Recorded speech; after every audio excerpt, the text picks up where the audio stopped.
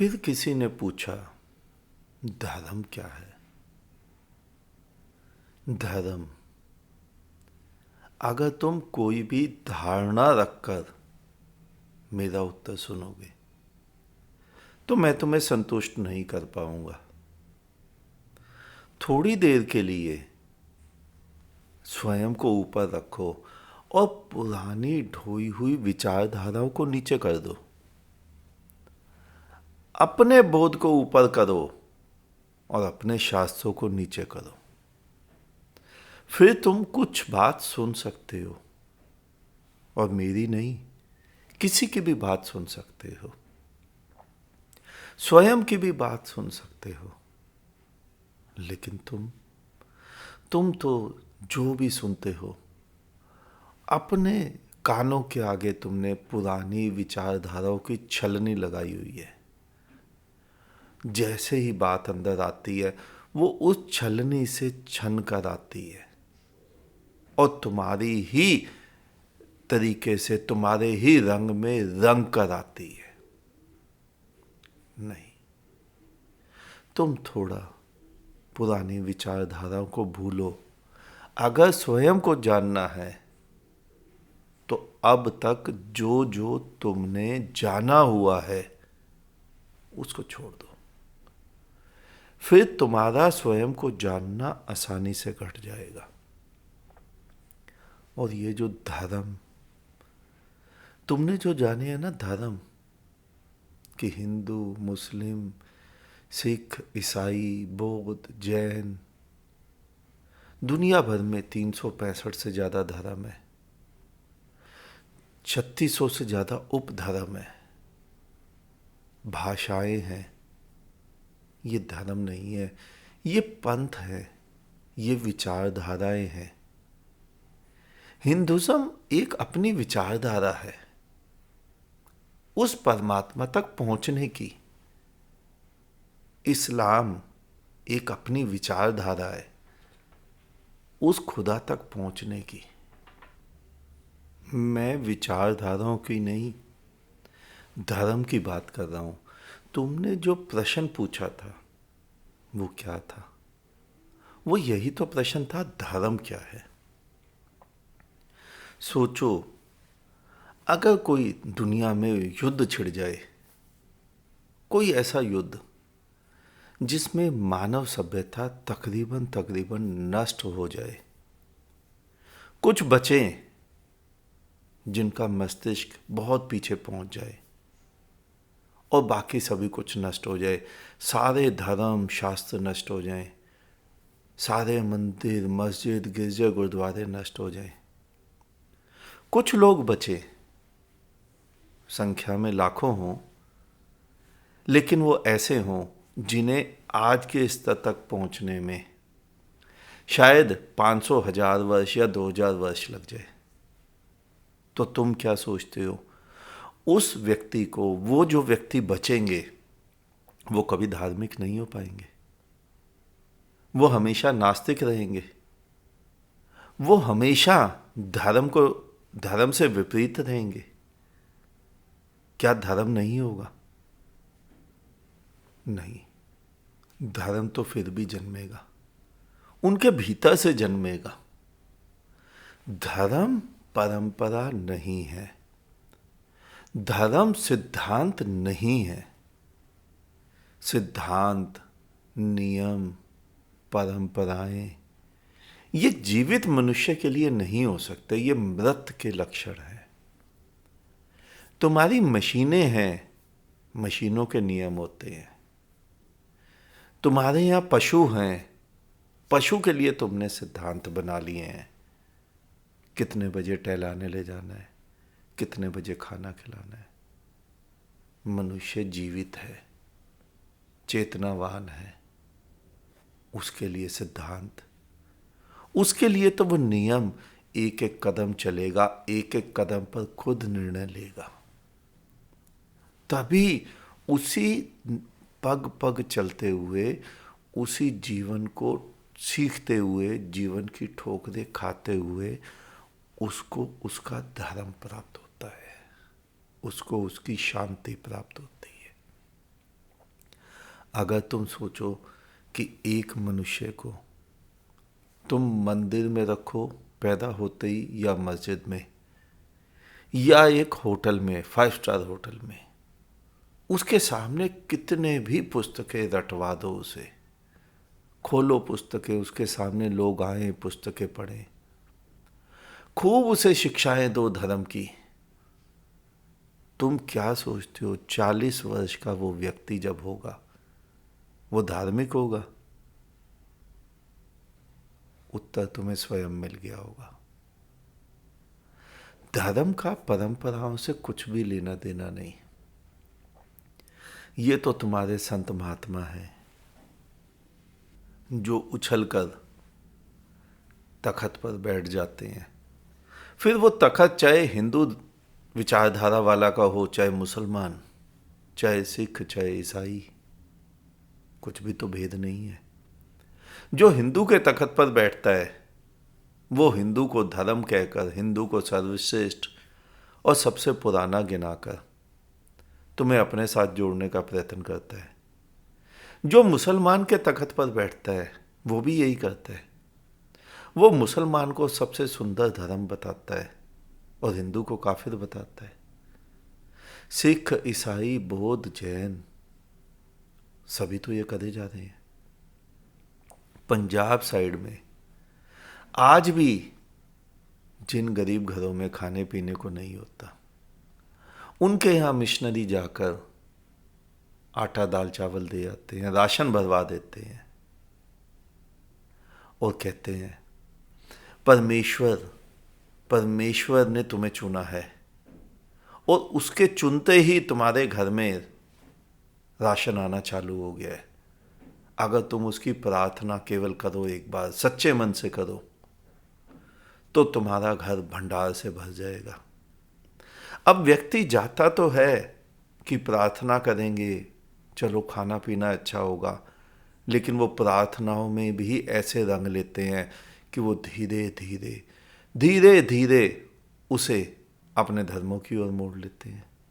किया क्या तुमने कुछ हिंदू को राशन देकर ईसाई बना लिया, कुछ मुसलमानों को उनके घर का खर्च देकर ईसाई बना लिया। तो क्या वो धार्मिक हो गए? जिस धार्मिक की बात हमारे यहाँ के बुद्ध करते थे, नानक कबीर करते थे, मोहम्मद जीसस करते थे, क्या तुम वैसे ही धार्मिक बनाए जा रहे हो? क्या तुम वैसे ही धार्मिक हो? नहीं, तुमने धर्म को कुछ और ही समझ लिया। समय समय पर भिन्न भिन्न विचारधाराएं आई और लुप्त हो गई। पहले श्रवण नामक धर्म था, आर्य था, बौद्ध था, हड़प्पा मोहनजोदाड़ो की अपनी अपनी परंपराएं थी। सभी परंपराएं आई और मिट गई, और जो आज है वो भी मिटेगी। इजिप्ट में पहले पहल धर्म स्थापित हुआ था। सभी तो मिटे और सभी मिटेंगे भी, लेकिन धर्म कहाँ मिटा? अगर धर्म ही मिट गया होता तो बुद्ध को ज्ञान कहाँ से मिलता? महावीर, मोहम्मद, जीसस, नानक, इनका बोध जागृत कहाँ से होता? नहीं, धर्म कभी नहीं मिटता। धर्म वो कागज पर लिखा हुआ अक्षर है भी नहीं जो मिट जाए। हिंदू धर्म की मान्यता अनुसार कृष्ण के बाद कलयुग का पदार्पण हो चुका था। कलयुग आया तो हिंदू धर्म कहता है कि धर्म मिट गया, अब कलयुग आ गया। जब धर्म मिटा 5500 वर्ष पूर्व, तो 2500 वर्ष पूर्व बुद्ध को परम ज्ञान कैसे उपलब्ध हुआ? कलयुग में परम ज्ञान हो ही नहीं सकता। यही तो धारणा है ना हिंदू धर्म की। लेकिन बुद्ध को तो हुआ, महावीर को तो हुआ, जीसस को हुआ, मोहम्मद को हुआ, अगर परम ज्ञान नहीं उपलब्ध हुआ होता तो ये लोग कैसे उस परमात्मा को पा पाते? धर्म का कोई भी लेना देना तुम्हारी विचारधाराओं से, तुम्हारे शास्त्रों से नहीं है। आज भी तुम जिन्हें धर्म कह रहे हो, समय आने तो देखना ये भी मिटेंगे। नई नई विचारधाराएं आएंगी और वो पुरानी की जगह ले लेंगी। मैं जिस धर्म की बात कर रहा हूं ना, वो तुम्हारी इन परंपराओं से बहुत ऊपर है। इसीलिए उसके सिद्धांतों में भी अंतर है। जैसे तुम्हारा सभी का धर्म दमन सिखाता है, तुम किसी का भी उठाकर देखो, हिंदू, मुस्लिम, सिख, ईसाई, बौद्ध, जैन, सभी दमन की बात करते हैं। और मैं बौद्ध सिखाता हूं। कुछ तो अंतर होगा। अगर तुम्हारे धर्म ही भरे पूरे होते तो आज ये जो दीपक जले थे ना हमारी धरा पर, कृष्ण, बुद्ध, महावीर, नानक, कबीर, मोहम्मद, ये दीपक कुछ चुनिंदा दीपक नहीं होते। ये दीपक हजारों लाखों में जलते। यहां आज करोड़ों बुद्ध होते, यहां आज करोड़ों नानक होते, लेकिन तुम्हारा धर्म नहीं बना पाया उन्हें, क्योंकि वो धर्म ही नहीं था। वो परंपरा, तुमने ढोई हुई परंपरा को ढोते चले गए, और इसीलिए ऐसा कुछ घटित नहीं हुआ। सोचो, मनुष्य के लिए क्या उत्तम था? केवल यही उत्तम था कि अकेले एक कृष्ण आ जाते, बुद्धत्व को उपलब्ध व्यक्ति, और उसके बाद कोई भी बुद्ध ना आता। ये उत्तम था? या कृष्ण के बाद बुद्ध आए, महावीर आए, मोहम्मद आए प्रेम के दीवाने, जीसस आए मानवता की रक्षा के लिए, नानक आए उसकी मस्ती में डूबे हुए, प्याला पिए हुए, कबीर आए समाज को आईना दिखाते हुए, और अनेकों आए। कौन सी स्थिति उत्तम थी मानव समाज के लिए? खुद सोचो, अकेले कृष्ण की या इन सभी बुद्धों के आने की? अब दूसरी तरफ कल्पना करो कि एक तीसरी भी स्थिति है।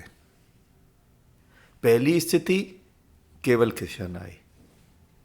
दूसरी स्थिति, बाद के ये बुद्ध भी आए।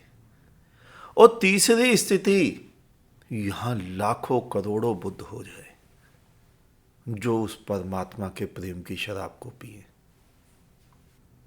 जो उस अल्लाह की मस्ती में नाचे, गाएं, थिरकें, इस जीवन को रंगीन बनाए, इस जीवन को जिए, इस धरा को स्वर्ग बना दें, यहीं जन्नत बना दें।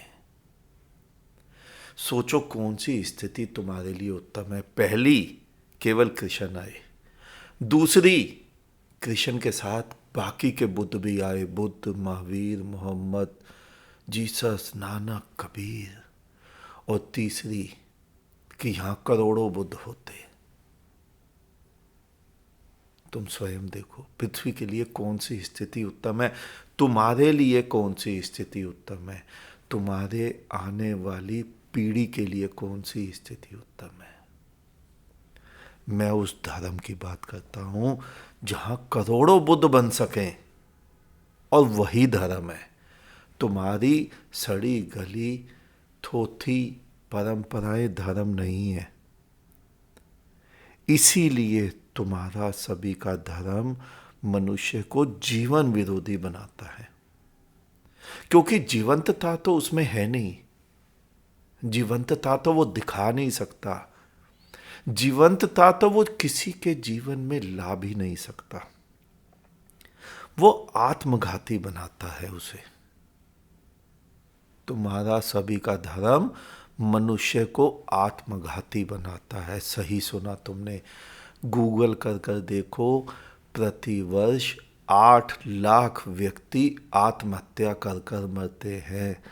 औसतन हर 40 सेकंड में एक व्यक्ति दुनिया में आत्महत्या कर लेता है। और अभी ये जो कोरोना बीमारी आई, बीमारी भी कहना ठीक नहीं कहूंगा मैं इसे, ये कोरोना रूपी तुम्हारी मूर्खता उपजी, इससे ज्यादा कुछ भी नहीं है ये। इसके कारण कितने लोगों ने जो फाइनेंशियली लॉस हुए, जिनके यहाँ खाना पीना नहीं था, कर्जे ज़्यादा थे, वो आत्महत्या कर कर मर गए। ये 8 लाख का आंकड़ा कई लाख पार कर गया होगा। और सरकारें, जैसे हमारे भारत की सरकार वैसे ही बाकी सरकारें, पूरी दुनिया एक जैसी है। सभी की सरकारें इसे छुपा देती हैं कि हमारे देश में सब कुछ बहुत अच्छा चल रहा है। जैसे तुम छुपाते हो तुम्हारे घर में सब कुछ बहुत अच्छा है, पति पत्नी बहुत शांति से प्रेम से रहते हैं, बच्चे बहुत माँ बाप का कहना मानते हैं, हमारे बच्चे कोई गलत काम नहीं करते हैं। अंदर सब कुछ वही होता है जो हर घर में होता है, और ऊपर से सभी कुछ वही दिखाते हैं जो हर घर वाला दिखाता है। तो तुम्हारा सभी का तथाकथित धर्म मनुष्य को आत्मघाती बनाता है। वो आत्मघाती बना क्यों? क्योंकि उसने स्वयं को केवल देह ही तो मान रखा है, देह के अलावा तो कुछ भी नहीं माना। इसीलिए वो सोचता है देह को कष्ट हुआ तो ठीक है, देह को समाप्त ही कर ले। अगर वो स्वयं को जान लेता तो उसके दुख सुख मिट गए होते। वो सोचता कि मैं जो भीतर हूं, मैं जो बात कर रहा हूं, इसको तो कभी कोई दुख और सुख व्यथित ही नहीं करता। ये तो उन दुखों और सुखों से बहुत परे की चीज है। वो स्वप्न नहीं देखता भविष्य में सुखी होने के, भविष्य में जन्नत जाने के, भविष्य में स्वर्ग वैकुंठ मोक्ष जाने के। लेकिन वो तो पूरा स्वप्न में जीता है। वो तो पूरा पूरा जीवन ऐसे ऐसे कृत्य करता रहता है कि मैं ऐसे ऐसे कृत्य करूंगा कि परमात्मा मुझे दोबारा जीवन ही ना दे पाए। मूर्खता की हद होती है। इतना सुंदर जीवन दिया परमात्मा ने, अगर कभी भविष्य में कोई मशीन ऐसी बनी जिससे तुम पशु पक्षियों का, वृक्षों का विचार पढ़ सको, तो तुम पाओगे कि हर पशु पक्षी, हर जड़ चेतन वृक्ष जीना चाहता है, पुनः पुनः और जीना चाहता है। कभी सुना है तुमने मनुष्य के अलावा किसी पशु पक्षी ने, किसी वृक्ष ने आत्मघात किया हो, अपने उस जीवन का अंत किया हो? लेकिन तुम्हारे मनुष्य देह में तो सबसे ज्यादा होता है। 8 लाख मनुष्य प्रति वर्ष आत्महत्या करते हैं। आखिर ऐसा क्या है जो तुम्हारा धर्म उन्हें नहीं समझा पा रहा है? कभी नहीं सोचा? बस अपनी अपनी दुकान चलती रहे, किसी ने बात ही नहीं की इस विषय पर कि मनुष्य मर क्यों रहा है, मनुष्य दुखी क्यों है। सबने स्वप्न दिखाए भविष्य के, भविष्य में चलकर सबका हिसाब किताब होगा। एक विचारधारा ये भी है कि अगले जन्म में तुम वैकुंठ जाओगे, गोलोक जाओगे। एक विचारधारा ये भी है कि कयामत के दिन सबका हिसाब किताब होगा। अरे कितनों का हिसाब किताब कयामत के दिन होगा? हिसाब लगाकर देखो तो 777 करोड़ जनसंख्या है आज तकरीबन दुनिया की। गूगल करो। और इससे 10 गुनी ज्यादा जनसंख्या जो मर चुकी होगी, तो इन सबका हिसाब कयामत के दिन करोगे। खुदा कितनों को लेके आएगा अपने साथ हिसाब करने? तुम समझे ही नहीं, तुमने प्रकृति का खेल ही नहीं समझा। खुदा ने खुदाई बनाई और खुदा खुदाई में खुद बस गया, तुम्हारे अंदर बस गया और तुम्हें कहा बोध मैंने तुम्हें दिया है, अपने बोध से कृत्य करो, इस सुंदर जीवन को और सुंदर बनाओ और जियो इसे। तुम लग गए पाप पुण्य के चक्कर में, तुम लग गए स्वर्ग जाने के चक्कर में, तुम लग गए जन्नत पहुंचने के चक्कर में। तुमने अपने जीवन को केवल किताबों के हिसाब से पकड़ लिया, तुमने शास्त्रों को अंधे की लाठी बना लिया कि अंधा अब चलेगा तो लाठी लेकर ही चलेगा, वरना तो अंधा कहीं चल नहीं सकता। धर्म को समझे ही नहीं तुम लोग, जीवन को देखा ही नहीं तुम लोगों ने। जीवन को जीना तो बहुत दूर, देखना ही नहीं आया, जियोगे क्या? बुद्धों को देखो, बुद्धों की मस्ती को देखो। तुमने सुना होगा, अक्सर तुम लोग सभी बुद्धों को पागल कहते हो। पागल ही थे, और उस समय बुद्धों के होते कोई उन्हें नहीं पहचानता था, बिल्कुल नहीं पहचानता था। कई लोग बोलते हैं कि कृष्ण ने कह दिया स्वयं कि मैं ईश्वर हूं। कृष्ण उस समय भी ईश्वर थे। अगर कृष्ण उस समय भी ईश्वर थे तो इतनी बड़ी सेना कृष्ण पे वार करने के लिए सामने खड़ी थी। वो द्रोण, भीष्म सभी सामने खड़े थे। अगर कृष्ण को सभी पहचानते थे तो राज्यसभा में, धृतराष्ट्र की राज्यसभा में कृष्ण को बंदी बनाने के लिए वैसे ही तलवारें खिंच गई थी। नहीं, बुद्धों को कोई नहीं पहचानता। बुद्ध अपना जीवन जीते हैं, मस्ती की तरह जीते हैं, पागलों की तरह जीते हैं। वो पागल नहीं होते, वो जीवन को देख लेते हैं। तुम कहते हो वो पागल है। अगर कृष्ण को उसी समय सभी ने ईश्वर मान लिया होता और केवल दीक्षा देकर, अंगूठा लगाकर, मंत्र देकर ही सभी धार्मिक होते, तो कृष्ण कर गए होते। या ध्यान लिंगम बना के ही सभी को धर्म उपलब्ध हो गया होता, तो कृष्ण ने बना गया होता। लेकिन कृष्ण ने तो ऐसी कोई भी कार्य नहीं किया, ना ध्यान लिंगा बनाया, ना तुम्हें दीक्षा दी, ना मंत्र दिया, ना तुम्हारे माथे पर अंगूठा लगाकर शक्तिपात किया। कुछ भी तो नहीं। क्योंकि बुद्धों को पता होता है धर्म ऐसे नहीं मिलता। बुद्ध कहते हैं मुस्कुराते हुए, मेरे को देखो और मेरे हिसाब से जीवन जियो जैसे मैं जी रहा हूं। कृष्ण की मुस्कान तुमसे यही तो कहती थी कि देखो मैं कितना हंसता हुआ जीवन जी रहा हूं। और अगर तुम कृष्ण का पूरा जीवन देखो तो एक भी दिन शायद ऐसा नहीं आया जब कृष्ण के जीवन में कोई ना कोई उपद्रव ना घटा हो। पैदा होते ही मारने चले आए राक्षस, फिर कंस से लड़ाई, फिर जरासंध से युद्ध, फिर भागना पड़ा, वहां द्वारका में भी उपद्रव। लेकिन कृष्ण तो मुस्कुराते रहे। कृष्ण ने यही तो समझाया कि ये जीवन की चीजें ये आती रहेंगी, जाती रहेंगी, इन्हें आने जाने दो। तुम व्यथित मत हो, तुम अपनी मुस्कान को मत खो। ये जीवन चरित्र सीखना था। बुद्ध आए, फिर बुद्ध ने भी ऐसी कोई मूर्ता नहीं की जो तुम आज करते हो। मंत्र दो, दीक्षा दो, मंत्र जपवाओ, ध्यान लिंगा बनाओ, अपने अपने चेले बनाओ, अपने अपने बाड़े की भेड़ बनाओ, लोगों को अपने धर्म में परिवर्तित करो। कोई ऐसी मूर्ता नहीं की।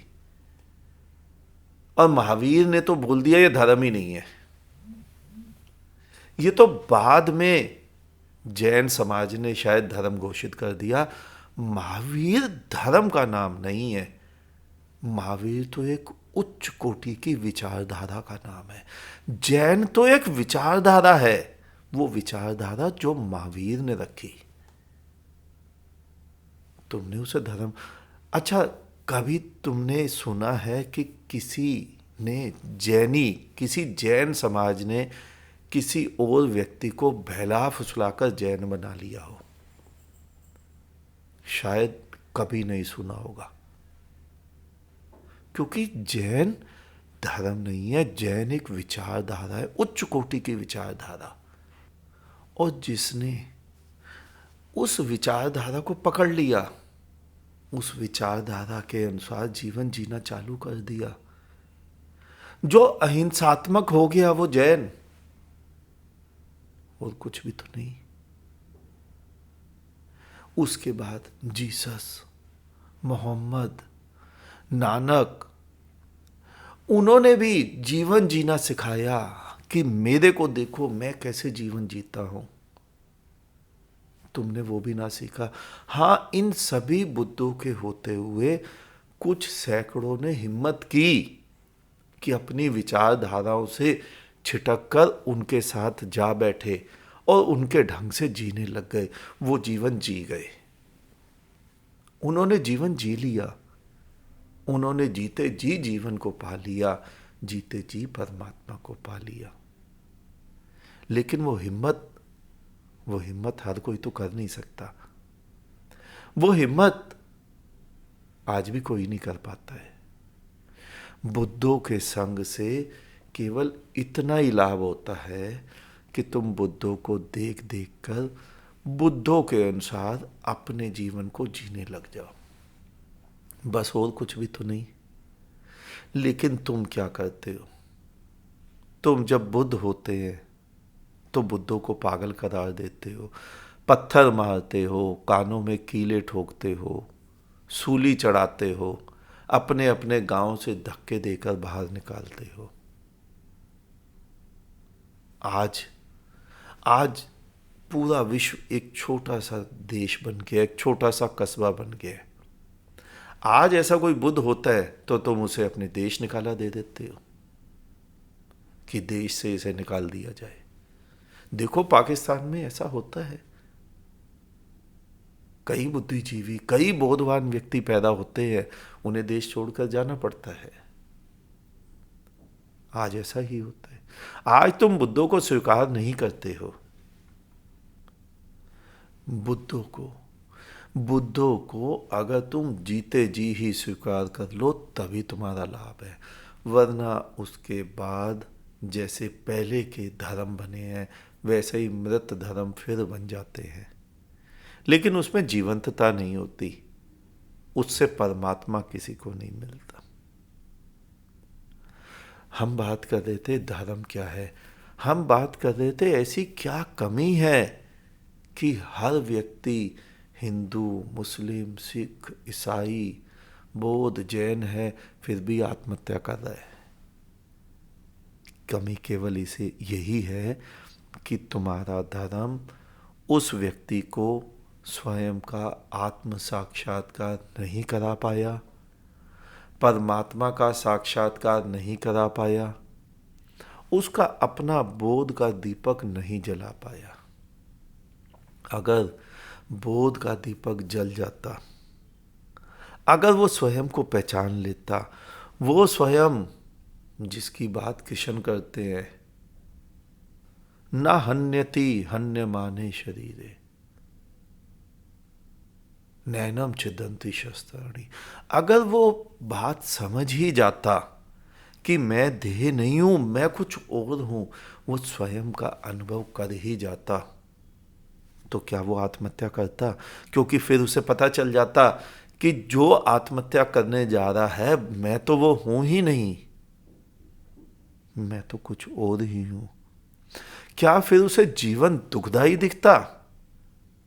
इतना सुंदर जीवन, वो परमात्मा इस देह में आया है सुख भोगने को, क्या फिर वो परमात्मा को उस देह से अलग करता? अगर तुम्हारे घर परमात्मा आए और तुम उसे थाली में रोटी बैठ के खिलाओ, और तुम्हारे घर का कोई और व्यक्ति आए, वो सोचे कि इसे खाना नहीं खिलाना था, वो थाली परोसने ना दे, लेकिन अगर उसे पता चल जाए वाक्य में ये परमात्मा है, तो क्या वो थाली देने से रोकेगा? वो तो भर भर के थाली खिलाएगा। तो बुद्धों को पता चल जाता है कि परमात्मा इस देह में ही जीवन जीने आया, इस देह को ही आनंदित करके इस देह से ही जीवन को भोगने आया है। तो क्या तुम इस देह का अंत करोगे? क्या इस देह को जीवन विरोध की ओर ले जाओगे? क्या इस देह को सुखाओगे त्याग कर करके? कोई एक टांग पर खड़ा है, कोई एक हाथ उठाए खड़ा है, कोई 1000 दिन के व्रत रखे बैठा है, कोई नंगा घूम रहा है, कोई बर्फ में नंगा पड़ा है, कोई पानी में नंगा खड़ा है। अरे क्या क्या मूर्खताएं कर ली तुम लोगों ने। अगर तुम्हें पानी में खड़े रहने से ही परमात्मा मिलता तो भगवान तुम्हें मछली बना देते, ले पड़ा रहे पानी में, तुझे मैं मिल जाऊंगा। तुम्हें समझ ही नहीं आया धर्म क्या है, तुम्हें समझ ही नहीं आया परमात्मा क्या है, तुम्हें यह भी समझ नहीं आया कि तुम क्या हो। जिसे भी परमात्मा मिल जाए उसे कहीं जीवन के दुख दिखते हैं, उसके बाद उसके लिए क्या मृत्यु का भय बचता है? मृत्यु का भय कितना है तुम्हारे भीतर? जरा सा कुछ हो जाता है, तुम लग जाते हो महामृत्युंजय के जप कराने, बुलाओ 10 पंडितों को महामृत्युंजय के जप कराओ। लेकिन देखना, एक भी व्यक्ति जिसने महामृत्युंजय के जप कराए हो वो बचा आज तक? तुम्हारे आगे जीवित है, फिर भी तुम वही मूर्खता करे जा रहे हो। तुम्हें समझ ही नहीं आया धर्म क्या है, तुम्हें समझ ही नहीं आया ये प्रकृति का चक्र क्या है। जो जो भी उपाय करे जा रहा है उससे सीधा सीधा इतना ही तात्पर्य है कि उसे अभी तक परमात्मा का साक्षात्कार नहीं हुआ है, उसे अभी तक स्वयं की स्वानुभूति नहीं हुई है, जिसे तुम सेल्फ रियलाइजेशन कहते हो, वो नहीं हुआ है। उसे अभी तक उसके अपने जीवन का भी दर्शन नहीं हुआ है, उसे अभी तक आनंद का दर्शन नहीं हुआ है, उसे अभी तक परमात्मा के बनाए हुए उत्सव का भी दर्शन नहीं हुआ है। शरीर और आत्मा एक ही बड़ी वस्तु है। हम उस आत्मा में आते हैं, हम उस आत्मा से चले जाते हैं। आत्मा पे कोई असर नहीं पड़ता है। शरीर दिखाई देता है लेकिन आत्मा दिखाई नहीं देती। लेकिन वास्तव में दोनों ही ऐसे घुले मिले बैठे हैं जैसे दूध में जल। जब इतने घुले मिले बैठे हैं, अब चलो दूध में अपने घर में एक प्रयोग करना, 1 लीटर दूध में 1 लीटर पानी मिला देना और पानी थोड़ा गंदा ही मिलाना। गंदा इन द सेंस कीचड़ वाला नहीं, गंदा जिसका TDS 100 हो। अब उस दूध के भीतर जो पानी है जिसका TDS 100 था, उस पानी को शुद्ध करने के उपाय करना कि इसका TDS हम 30 कर लें, 40 कर लें, पीने लायक। संभव है? तुम कहोगे ये कैसे संभव है, ये तो हो ही नहीं सकता है। तो वही तो मूर्खता तुम करे जा रहे हो। आत्मा और देह इतने घुले मिले बैठे हैं कि तुम आत्मा की शुद्धि के उपाय किए जा रहे हो। तुम्हें समझ ही नहीं आया तुम गलती कहां किए जा रहे हो। मैं इसीलिए कहता हूं ना कि यहां कुछ करना ही नहीं है, कोई शुद्धिकरण नहीं करना है। परमात्मा तुम्हारे भीतर अपनी बनाई हुई उस सृष्टि का आनंद लेने आया। तुम उसे लेने दो, तुम उसे बजाने दो बांसुरी, तुम उसे छेड़ने दो वीणा के तारों को। तुम क्यों बीच में उलझन करते हो? तुम उलझन करने वाले हो। मैंने कई सिद्धांत तुम्हें पहले भी समझाए थे कि मनुष्य धार्मिक नहीं हो सकता। जहां धार्मिक होगा वहां मनुष्य नहीं होगा। तुम कुछ कर ही नहीं सकते जहां तुम कुछ करोगे। एक सिद्धांत और बताया था कि तुम सही कार्य कर ही नहीं सकते, तुम पुण्य कर ही नहीं सकते, तुम धर्म कर ही नहीं सकते, क्योंकि जहां तुम होगे वहां धर्म ही नहीं हो पाएगा। तुम बस बीच में से हट जाओ, अब करने दो उसे जो करता है। देखना सभी कुछ धर्म होगा, देखना सभी कुछ पुण्य होगा। लेकिन ये जो तुमने करने की स्थिति बनाई हुई है, बस यही गलत है। हम बात कर रहे थे धर्म क्या है, हम बात कर रहे थे तुम कौन सा धर्म सीख रहे हो जिसके करने के बावजूद तुम आज भी 8 लाख व्यक्ति प्रतिवर्ष आत्मघात कर रहे हो। तुम उस धर्म को नहीं जान पाए जिस धर्म की मैं बात कर रहा हूं। मैं तुम्हें कुछ और ही तल पर लेके जाने की कोशिश कर रहा हूं। हो सकता है आसान नहीं है, लेकिन लेक्चर जो मेरे लेक्चर तुम्हारे पास आते हैं, इनको सुनते रहोगे तो हो सकता है बहुत आसान हो जाए। आसान नहीं होता, लेकिन जब क्रांति घटती है तो एक क्षण भी नहीं लगता। रात को सोओगे कुछ, सुबह उठोगे कुछ। आसान तो अर्जुन के लिए भी नहीं था। अगर आसान ही होता तो इतनी बड़ी गीता गानी पड़ती कृष्ण को। 2 मिनट में समझ जाता अर्जुन, लेकिन कैसे समझता। कृष्ण खड़े 1000वें तल ऊपर, अनंत आकाश में मुक्त परमात्मा स्वरूप, बुद्धत्व को प्राप्त, प्रज्ञा को प्राप्त, ज्ञान को प्राप्त, और अर्जुन खड़ा नीचे जमीन पर बद्ध जीव। दोनों के तलों में कितना बड़ा अंतर। कैसे समझता अर्जुन एक ही क्षण में। तो धीरे धीरे किशन अर्जुन को समझाते समझाते, उंगली पकड़ते पकड़ते ऊपर लेते गए।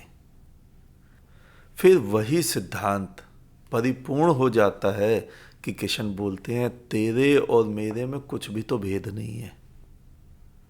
और ध्यान से देखना, सभी बुद्ध ऐसे बोल गए। कुछ ने सीधा सीधा बोल दिया, कुछ ने थोड़ा घुमा के बोल दिया, कुछ ने अहम ब्रह्मास्मि बोल दिया और कुछ ने कह दिया कि मैं परमात्मा का पुत्र हूं। अंतर कुछ भी नहीं है। तेरे और मेरे में कुछ भी अंतर ही नहीं है। तो जिस दिन मैं को हटा दोगे उस दिन वहां मैं नहीं बचेगा, तू ही बच जाएगा। लेकिन तुम्हें मैं को हटाना ही नहीं आता। तुम मैं को हटाने के लिए भी अपनी अपनी मालाएं लेकर बैठ जाते हो। कोई राम राम जपता है, कोई किशन किशन, कोई अल्लाह अल्लाह, कोई भी, हजारों दुनिया जपे जा रही है। लेकिन जपेगा कौन? जपोगे तो तुम ही ना। तो जहां तुम हो वहां कैसा धर्म, जहां तुम हो वहां कैसा बुद्धत्व, जहां तुम हो वहां कैसा पुण्य। बस तुम बस हट जाओ बीच में। तुम्हारे हटते ही क्रांति घट जाएगी। रात को सोओगे कुछ और सुबह उठोगे कुछ। रात को सोओगे दुनिया के अक्लमंद आदमी और सुबह उठोगे इसी दुनिया के सबसे पागल आदमी। बस वही धर्म का घटना है। तेरा मिटना हो जाए और उसका उतरना हो जाए, सभी कुछ घट जाता है। तुम मिटना नहीं चाहते, उसके उतरने में बाधा हो जाती है। तुम डूबना नहीं चाहते, सागर बनता ही नहीं है। तुम अपनी बूंद को मिटाओ उस सागर में, फिर पाओगे सागर ही सागर है, कुछ भी तो नहीं है। जिस धर्म को मैं तुम्हें समझाना चाह रहा हूं, मैं कोई नया धर्म नहीं ला रहा हूं, पहले तो ये समझ लेना। धर्म ही मत कहो, जिस बोध को मैं तुम्हें समझाना चाह रहा हूं, अगर उस बोध के तल को तुमने पकड़ लिया तो जीवन एक उत्सव बन जाएगा। तुम देखोगे यहां सभी जगह परमात्मा नृत्य कर रहा है। वो खुदा अपनी बनाई हुई खुदाई के जर्रे जर्रे में नृत्य कर रहा है, लेकिन तुम देखते ही नहीं, आंखें नहीं खोलते। देखना, तुमने याद है, तुमने कभी प्रकाश को देखा है? तुम्हें याद भी नहीं होगा। जिस प्रकाश के कारण तुम्हारी आंखें देखने की क्षमता पाती हैं, जिस प्रकाश के कारण तुम्हें इस संसार में सभी कुछ दिखता है, तुमने कभी उस प्रकाश को भी नहीं देखा है। लेकिन जिस दिन आंखें खुलेंगी, जिस दिन बोध जागृत होगा, उस दिन देखोगे वही प्रकाश कण कण के इर्द गिर्द चारों तरफ नृत्य कर रहा है। एक एक वृक्ष के छोटे से छोटे पत्ते के ऊपर भी नाच रहा है। मैं वही कह रहा हूं ना, आज तक तुम 50 वर्ष के हो गए, प्रकाश के कारण तुम सब चीज देख रहे हो, लेकिन तुमने प्रकाश को कभी नहीं देखा है। उसी प्रकार जिस दिन आंखें खुलेंगी, उस दिन जिसके कारण तुम नाच रहे हो, तुम उसको देख लोगे। जैसे आंख खुलते ही तुम प्रकाश को देखोगे, धूल का एक कण जो आकाश में धीरे तुम्हारे सामने उड़ रहा है, तुम देखोगे उसके चारों तरफ प्रकाश नाच रहा है, जिसके कारण तुम्हें वो कण प्रतीत हो रहा है। उसी प्रकार देखोगे कि उस धूल के कण के चारों तरफ वो खुदा भी नाच रहा है, जिसके कारण ये खुदाई घटित हुई है, जिसके कारण तुम देख पा रहे हो। लेकिन कौन आंख खोले? मृत धर्म सबसे बढ़िया है। मंदिरों में जाओ, आरती प्रार्थनाएं करो, 5-10 मिनट, 1 घंटा बहुत है। घर में आओ, मस्ती से टीवी देखो, आराम करो, सारे उल्टे सीधे काम करो, 5 समय नमाजें पढ़ लो, सबसे उत्तम है। कौन 24 घंटे की झंझट में करे? अल्लाह मिल भी गया 24 घंटे के लिए तो क्या करेंगे? और पागल हो जाएंगे अल्लाह को देख देख के। इसलिए अल्लाह उत्तम नहीं है, नमाज उत्तम है। खुदा उत्तम नहीं है, धर्म उत्तम है, किताबें उत्तम है। नहीं, धर्म कुछ हो रही है, तुम समझे ही नहीं। मैं तुम्हें उसी धर्म की ओर ले जा रहा हूं, तुम्हारे ही धर्म की ओर। मेरा कोई नया धर्म नहीं, मैं ही नहीं हूं तो मेरा कहां से आया? एक सिद्धांत और बताया था मैंने तुम्हें, मैं को मिटाकर ही बुद्धत्व को पाया जाता है। मैं को मिटाकर ही तू उतरता है, और जिस दिन तू उतरता है तो मैं कहां से रहता है? मैं की मृत्यु के बाद ही परमात्मा उतरता है। मैं के मरते ही बुद्धत्व घटता है। तुम्हारे मरते ही, मेरे मरते ही बुद्धत्व का जन्म होता है। और एक और विरोधाभासी बात है कि जिस क्षण बुद्धत्व का जन्म हो जाता है, उसके बाद मृत्यु ही घटित नहीं होती है। फिर तुम कैसे आत्महत्या करोगे? मृत्यु ही संभव नहीं होती है। यही सिद्धांत मैं तुम्हें समझाना चाह रहा हूं। जिस दिन समझ जाओगे, जीवन एक आनंद बन जाएगा, जीवन एक उत्सव बन जाएगा, और तुम मंदिर, मस्जिद, गिरजे, गुरुद्वारे ना जाते हुए भी धार्मिक हो जाओगे। आज इतना ही, शेष किसी और दिन। अंत में तुम्हारे भीतर बैठे हो परमात्मा को मेरा नमन। तुम सभी जागो, जागते रहो।